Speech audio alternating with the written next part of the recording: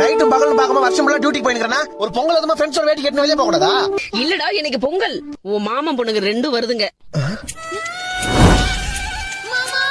நீ சின்ன வயசுல பார்த்தது இப்ப 2 வளர்ந்துருச்சுங்க.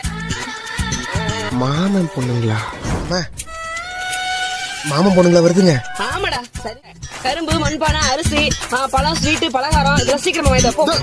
இப்போ வரமா அண்ணே 2 கரும்பு கொடுங்க. இங்க இருக்கிற எல்லா பழமும் 2 கிலோ கொடுங்க.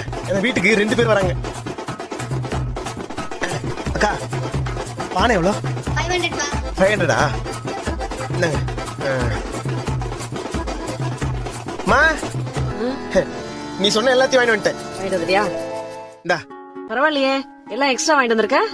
மா, ஒரு தாய் என்ன கேட்டாலும் அவங்க கேட்டதை விட எக்ஸ்ட்ராவா பண்றோம்தாம்மா நல்ல புள்ள. நீ கவலையே படாத, நீ ஃபுல்லா வீட்டுல தான் இருப்பேன். சரிடா சரிடா. ஆமா மா, இந்த மாமா பொண்ணுங்க வராங்கன்னு சொல்லியிருந்தே. ஆமா, எப்போ வராங்க? மாமன் பொண்ணுங்களா?